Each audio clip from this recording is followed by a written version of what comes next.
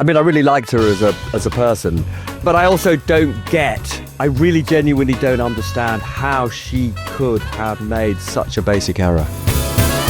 This episode is presented by NatWest. Now, many great startup ideas often don't get past day one, not because they're flawed, but because the first steps feel too hard. Well, NatWest Business understands that because they've helped more businesses get started than any other British bank. So they make those first steps easier by giving you 2 years free banking on your everyday transactions. Whatever your idea, it doesn't have to be perfect. Just start. Search NatWest Business Accounts. Specific account and service eligibility criteria apply. Other fees may be applicable. Sourcing from NatWest Group Results Q2 2025 Savanta Market View Survey.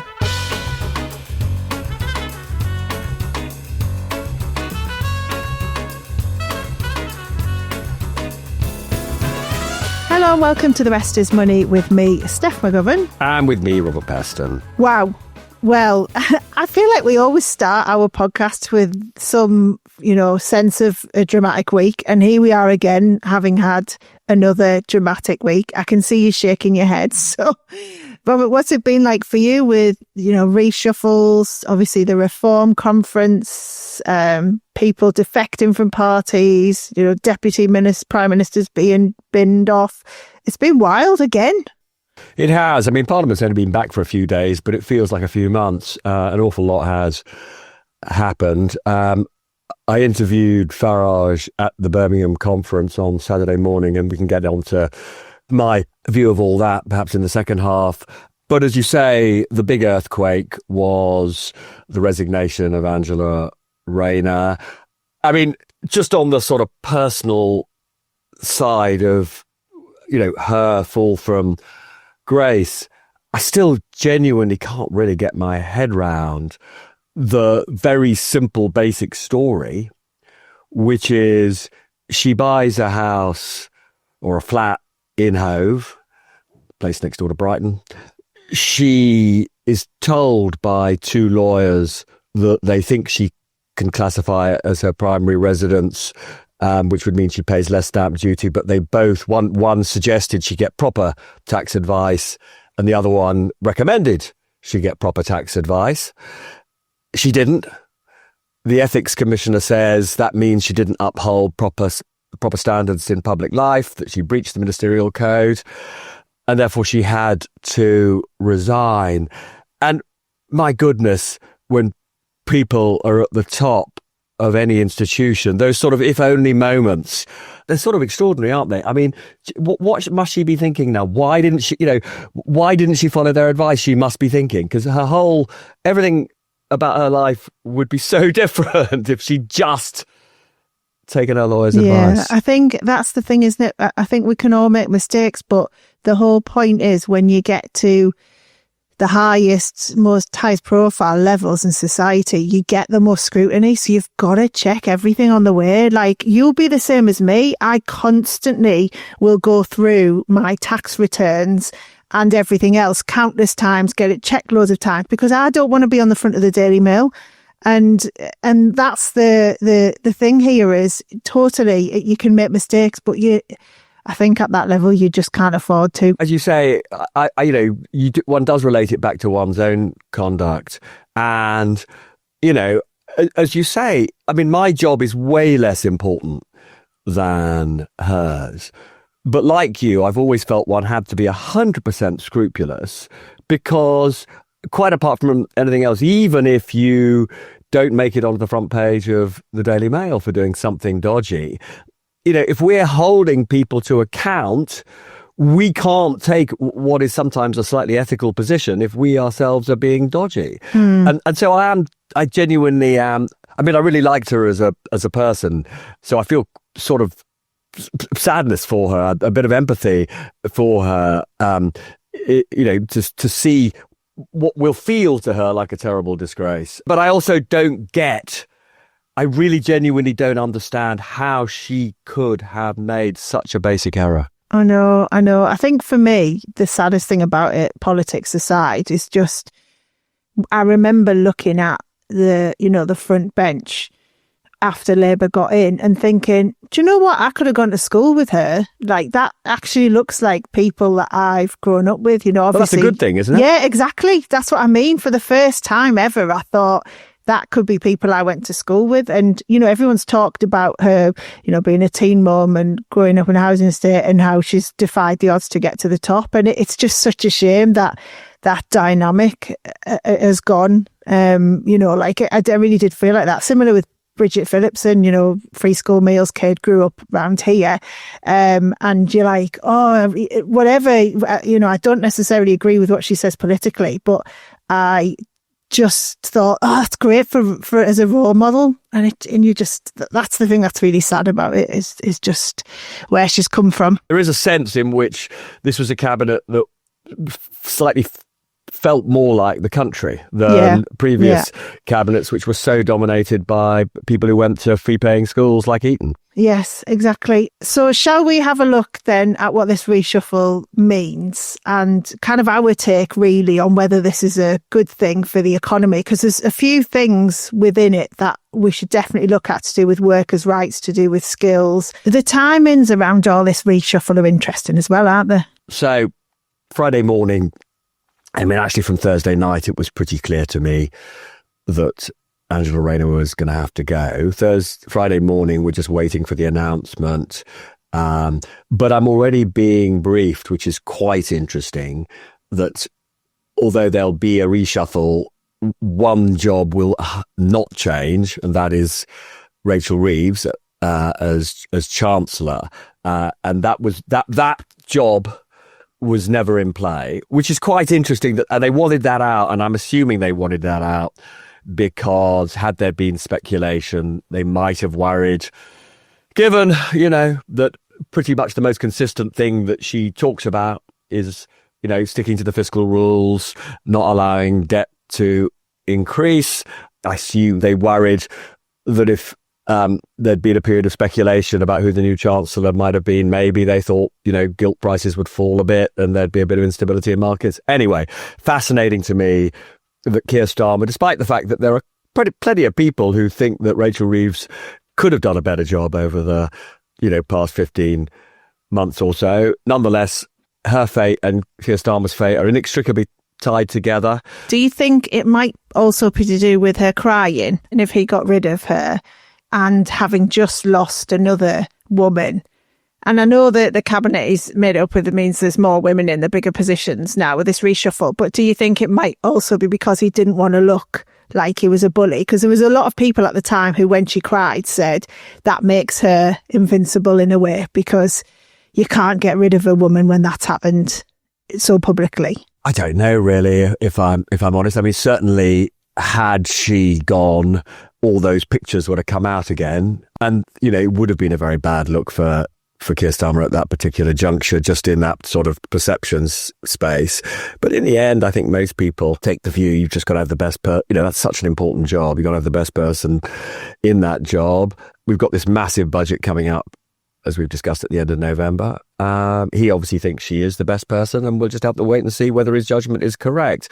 But there have been some quite eye-catching appointments in the sort of businessy economics area. Peter Kyle has become the business secretary. He is very much on what is still referred to in Labour as the sort of Blairite wing of the party. He's on the right of the party, very much somebody who believes in free enterprise, private sector, built up close relationships with the tech sector as Secretary of State for Science and Technology. Some have argued that he became too friendly, too close to the Silicon Valley giants, the Alphabets, the Metas, the Amazons, and so on.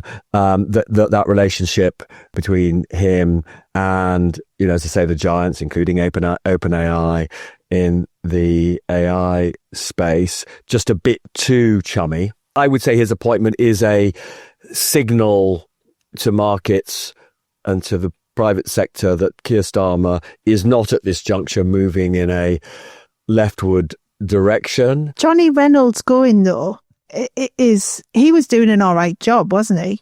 They needed as chief whip somebody who has decent relations with the parliamentary party but is also close to Keir Starmer. And so they just took the view that was playing more to Johnny Reynolds' skill set. So he's now the chief whip, which is not, frankly, an unimportant post. Let's be absolutely clear. I mean, it's not that one is arguing that, Reynolds did a bad job, but I do think that Kyle will make a sort of last-ditch attempt to slightly soften the impact of the workers' rights package. My understanding is that Kyle is a member of the cabinet who worries that the provisions in the legislation for giving pretty much full rights to employees, employment protection to people who are hired on day one of employment is something he is anxious about, that he feels it might discourage employers from taking hiring risks. And actually, this is not just about normal hiring. This is a government that wants the private sector to employ more disabled people as part of their welfare reforms. And, again, there are concerns that day one rights may discourage that kind of hiring as well. We're very, very close to this legislation becoming law. The legislation is coming back from the House of Lords, slightly changed. There's an amendment in the House of Lords, I think, which would delay those rights, those full employment rights, to 6 months in the job. It will be interesting as a first test of, what kind of Secretary of State Peter Kyle will be, whether he does push for a slight, softening of this legislation, and then whether he persuades the Prime Minister to go along with him. So I think that is going to be a very interesting issue that'll be with us any minute now. Yeah, because the workers' rights stuff, I mean, we talked about it at the time. Do you remember they put out that Make Work Pay, that 24-page document, and it was all about trying to improve things for employees. So it was getting rid of, the suggestions in it were things like getting rid of 0-hours contracts, stopping employers from firing people only to then rehire them on worse terms. And as you say, giving workers rights from day one for things like sick pay, maternity, unfair dismissal, all those things that in the past would have been much further down the line. And as you say, that if that amendment is 6 months,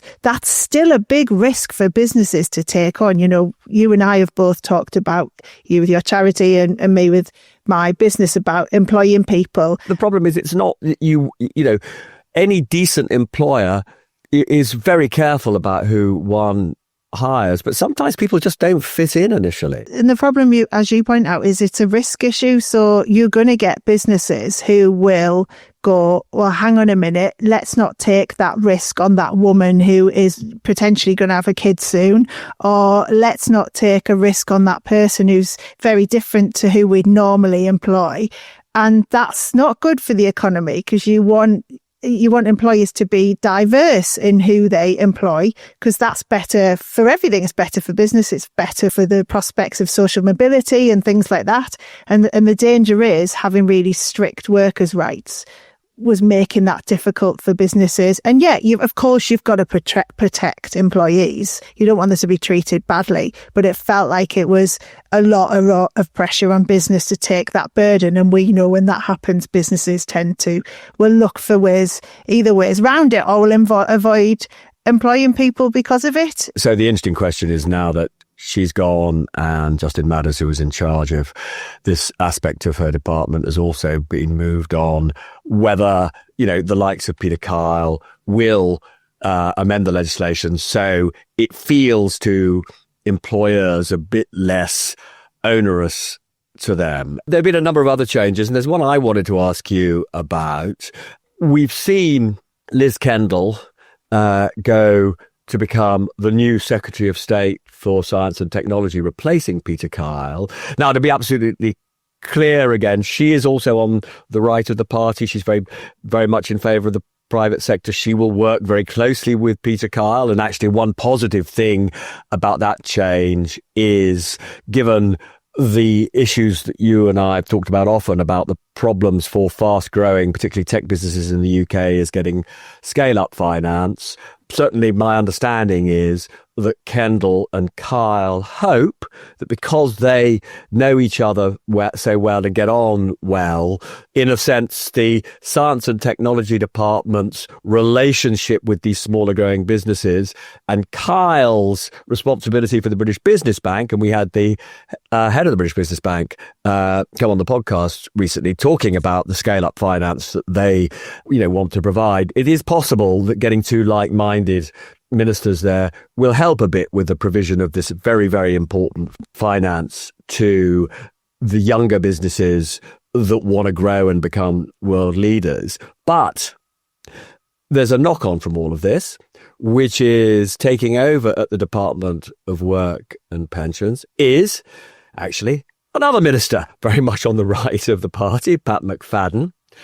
But the really significant thing in a way about his appointment there, quite apart from the fact that he is going to be somebody who is going to try and push through the kind of welfare reforms to disability benefits that stumbled, were essentially blocked by angry Labour MPs, before the summer recess. He will definitely try and revive those welfare cuts. But he's also taken responsibility from the education department for the skills agenda. Now, the positive thing to say about that is he is passionate about the skills agenda, but I know you have concerns about a government reorganisation that sees skills going from education into the Department of Work and Pensions. So what worries you, Steph? If you look at it from one perspective, like I've been talking to a couple of businesses and their public affairs departments are saying, this means the government are taking skills more seriously now because they're putting it into, the Work and Pensions Department. But for me, I think segregating it and taking it out of education and putting it into Work and Pensions means you're compounding that societal view that education is purely about academics and not necessarily about the needs of employers. And that's what worries me. It means that we'll carry on this view that you just go to school to pass exams and that's how you'll be judged for the rest of your life, these pure academic exams, and not shaping education a bit so that when people come out of school, they come out of FE or HE, they will have the right skills for the jobs that we need them to have. And that's my worry about it. It just perpetuates this difference between vocational learning and pure academic learning. Now, the only thing that potentially is a saving grace here is the skills minister, who I know very well, Jackie Smith. I've worked, obviously, she's former Home Secretary, and she is a former teacher as well. So I know she gets education. She actually, although she's heading up the brief under Pat McFadden for skills, she is actually also still working for Bridget Phillipson in education on skills as well. So I don't understand how that works. I'm actually talking to her this week, so I'm hoping I'm going to find out. But she, as a skills minister, is actually got two bosses now. So she's two bosses Smith at the minute. So it'll be interesting to see how that works. So whether that, like you've just explained about Peter Kyle and Liz Kendall, whether Jackie Smith sitting under both Pat McFadden and Bridget Phillipson will be the thing that bridges that skills gap. But and whether that does actually mean both sides are catered for. But on first glance at that, seeing it move from education to work and pensions, it did worry me. The thing that also, which is sort of reinforcing your point that worries me, is the kind of skills we're talking about can be associated with really high paid, really challenging jobs. But they're almost saying by shoving it into work and pensions, the kind of skills we're talking about are just about, or just for those people who will be on universal credit or at most at risk of drawing benefits. And that's a crazy signal to send because, whether we're talking about engineering or all sorts of technical skills, these are literally the most valuable employment qualifications you can get at the moment. Yeah, because to be honest, And we keep talking about, we're waiting to hear their big plan on skills, the government's big plans on it. But it's got to sit across all departments, quite frankly, because housing need to build 1.5 million homes, within this parliament. Currently, we don't have enough people to do the jobs we need to build them. And there's everything else. There's environment, climate change, that's skills as well, because we currently don't have enough people with the skills to be able to do all the net zero jobs. So skills shouldn't be like a one department focus. It really should be across all of them. You're totally right. And before we go to a break, though, I just want to share it's a sort of mini scoop, really. Improving skills is at the heart of getting the growth rate up. It is one of those levers that a government can pull, try and make the whole country more prosperous. Another one that they need to pull is to try and get energy prices down. Absolutely central to growth. So the little scoopette is, I understand the one bit of the reshuffle that did not go Keir Starmer's way is he very much wanted to move Ed Miliband to Angela Rayner's brief of housing and communities. And Ed Miliband dug in and said, no, he wants to continue with the energy and climate change brief.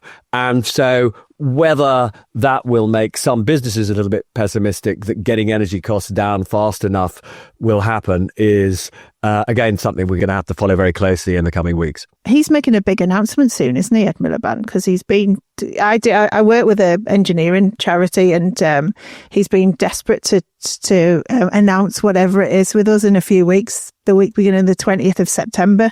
So I wonder if... Well, there you are. That can be your scoop for the next episode. Yeah, I probably shouldn't have said that out loud. I'm constantly going to get it. But look, should we go for a quick break? Because it's important to talk about Farage. So let's do that after the break. It definitely is. Right, we'll be back in a couple of minutes.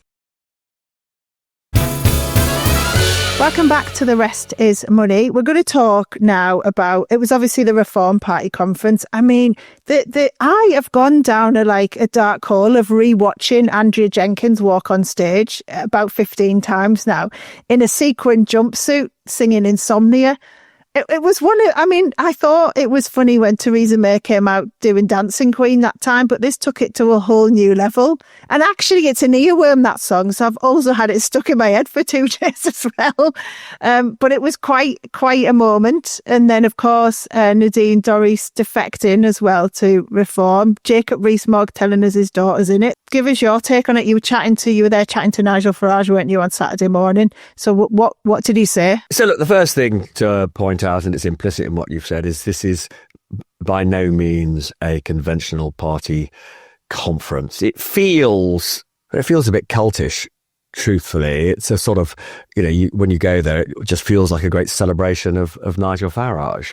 For example, right in the middle of the sort of area where the media hang out and the various stands of various exhibitors is this sort of huge stand selling these Reform UK football shirts, where you can buy a football shirt that's with the number 10 and Farage's name on the back, and then obviously the producers of the football shirts didn't get the memo from Farage, because he said just on Friday that he thought the election would be in 27, but the other shirts all had 29 on the back. So he obviously didn't get the Farage 27 memo, and they've got Tice, and God knows whether anybody buys do you think anybody's buying a Azia Yusuf or a Tice football shirt? I don't know. Well, I was actually reading somewhere that they were on display, but actually the only one you could buy was a Farage one. But the interesting thing is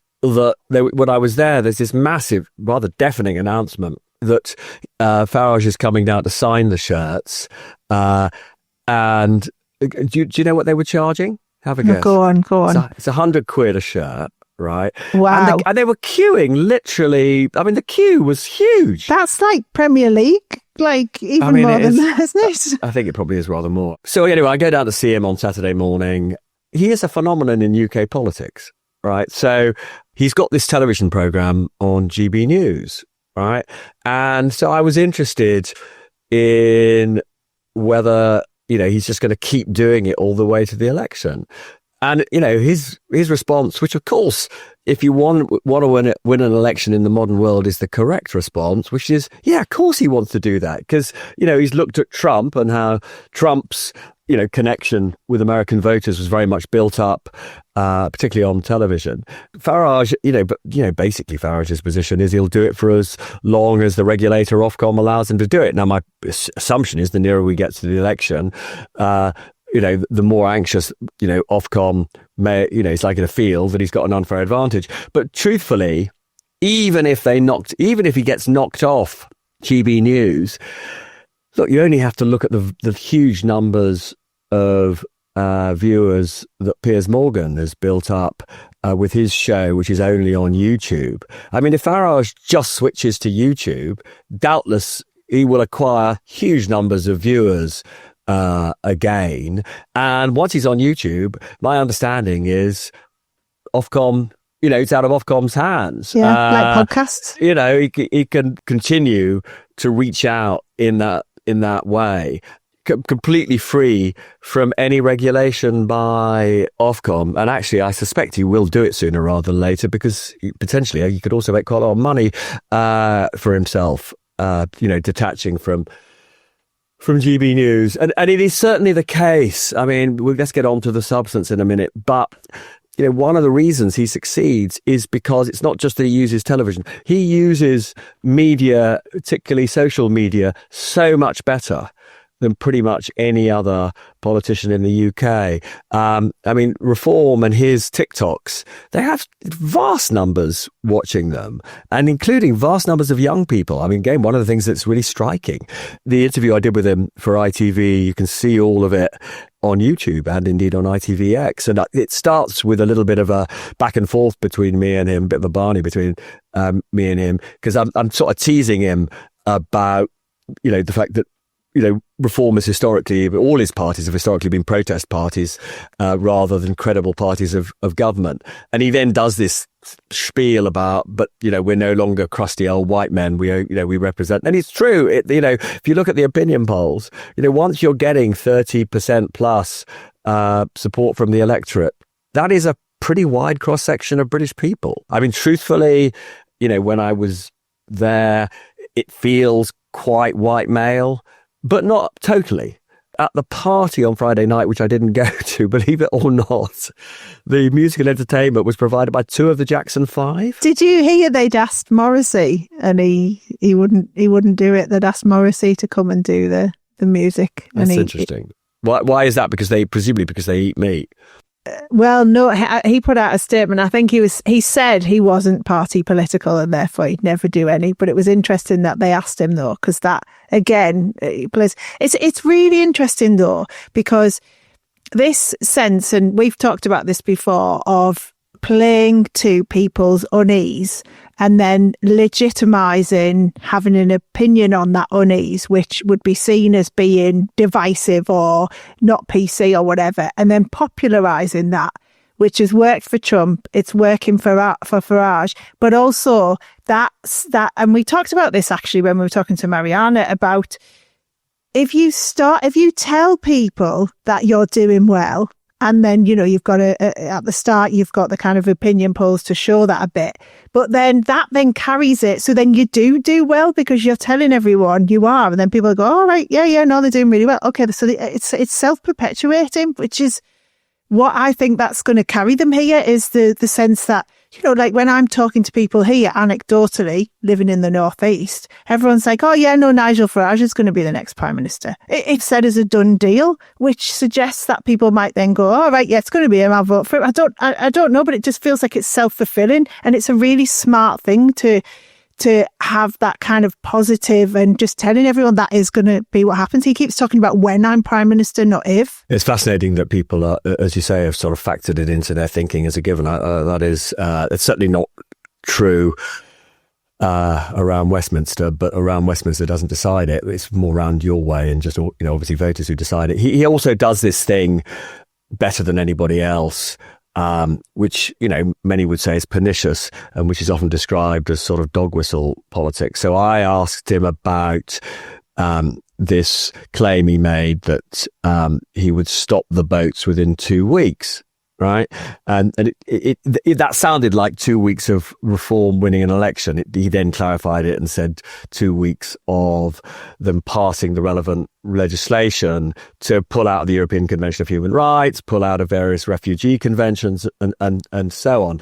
But, I said to him, right, hang on a second, you can't stop the boats as efficiently as that. And he then says, oh, but look, in Australia they did that because they used their warships basically to force back the boats that were coming to Australia. So I said to him, okay, so you are telling me you will use the British fleet to push the boats back into French territorial waters. And I said to him, you do realise that's effectively a declaration of war against France. At which point he burst out laughing, right? And not in the most, and he actually also said that would be a last resort that he would use. But what he's playing to, I'm afraid to say, is there are very large numbers of British people who love the idea of sticking it to the French. So, there will be quite a lot of people who will be laughing along with him.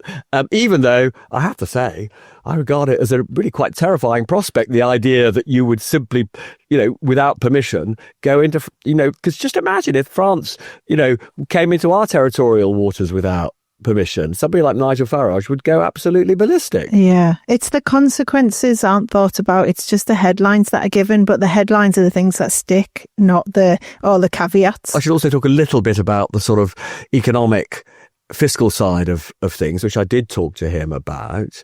In the last manifesto, which they called a contract from memory, there were these enormous numbers being, these are often numbers that were put on it by outside commentators like the IFS, but the kind of tax cuts they were looking for were like 90 billion. There was about 40 billion of increased spending. So in terms of resources they needed to find, actually it was 50 billion, I think of it. Yeah, 50 billion of increased spending. So they needed to find something like 140 billion pounds, either from borrowing or from cuts. And they insisted they weren't going to take Liz Truss style mega risks with borrowing, and that therefore they were going to find cuts.